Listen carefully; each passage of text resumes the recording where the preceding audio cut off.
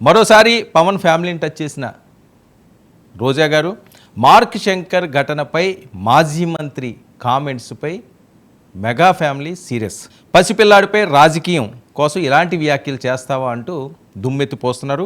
ఇక రోజా వ్యాఖ్యలపై అటు చిరంజీవి గారు అవనివ్వండి, లేకపోతే మెగా బ్రదర్ నాగబాబు గారు అవనివ్వండి, ముఖ్యంగా అల్లు అర్జున్ కూడా, ఎందుకంటే మామ అల్లుళ్ళు ఈ మధ్యనే కలిశారు అల్లు అర్జున్ గారు, ఆయన కూడా చాలా సీరియస్ అవుతున్నారు అని.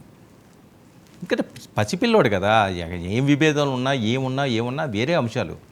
పిల్లాడి విషయానికి వచ్చేసరికల్లా ఎవరు మాట్లాడినా సరే వాళ్ళని తప్పు పడతారు, చీ కొడతారు. అదే పరిస్థితి ఈరోజు వచ్చింది. ఇలాంటి అంశాలని రాజకీయాల్లోకి తీసుకురావడం అన్నదే మొదటి తప్పు. ఏ అంశాలు వేరే ఉంటే ఏదైనా మాట్లాడుకోండి. చాలాసార్లు మనం అన్నాం, విధానపరంగా ఎంత కొట్లాడుకున్నా పర్లేదు, కానీ పర్సనల్ అటాక్లకి వెళ్ళి పిల్లల్ని తీసుకొచ్చి ఇందులో ఇన్వాల్వ్ చేసి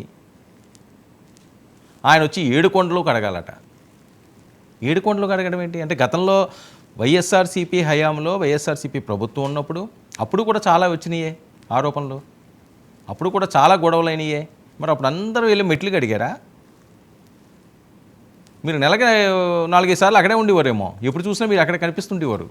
మీది ఆ ప్రాంతమే కాబట్టి. మీరు ఎన్ని మెట్లుకి అడిగారు? ఎన్ని మెట్లకు బొట్లు పెట్టారు?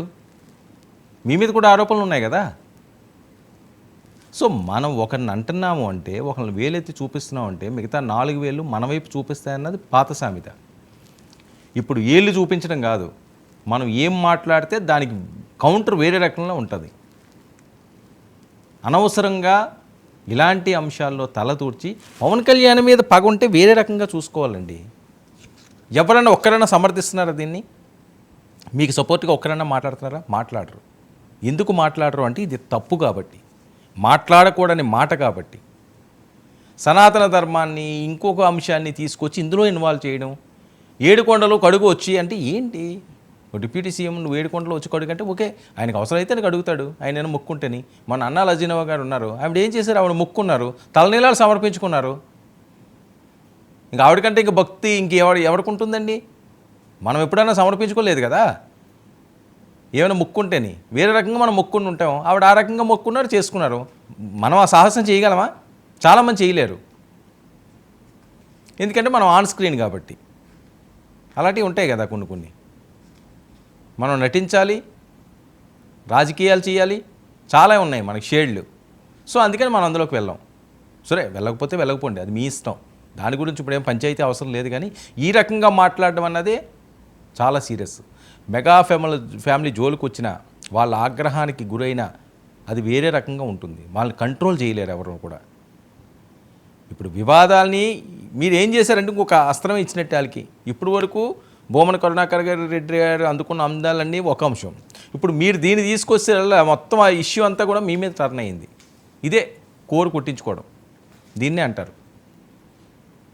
సో ఇప్పటికైనా మీ ఇంట్లో పిల్లైనా వాళ్ళ ఇంట్లో పిల్లలైనా ఒకటే. అది గుర్తెరిగి మీరు ఆ సందర్భమో లేకపోతే ఇలా అనవలసి వచ్చింది అని చెప్పి ఒక మాట చెప్తే అందరికీ మంచిది. తప్పేమీ లేదు, మనం ఏమీ దిగజారిపోయినట్టు ఏం అవ్వదు. ఎవరికైనా ఒక సారీ చెప్పి మన పొరపాటు జరిగినప్పుడు అని. లేదు, అది మీరు మాట్లాడింది అది కరెక్టే అనుకున్నారనుకోండి, వాళ్ళు ఇంకా నెక్స్ట్ నుంచి మాట్లాడుకునేవన్నీ కూడా కరెక్టే అవుతుంది. సో ఈ వివాదాన్ని ఇక్కడితోటి క్లోజ్ చేయాల్సిన అవసరం అయితే ఖచ్చితంగా ఉంది. ఒక పక్క అల్లు అర్జున్ ఎంటర్ అయ్యి, మరో పక్క నాగబాబు గారు ఎంటర్ అయ్యి, మరో పక్క చిరంజీవి గారు సీరియస్ అయ్యి, ఇంకా పవన్ కళ్యాణ్ గారు సీరియస్ అయ్యి, ఇంక ఇవన్నీ మీకు చుట్టుముట్టినాయి అనుకోండి, తట్టుకోలేరు.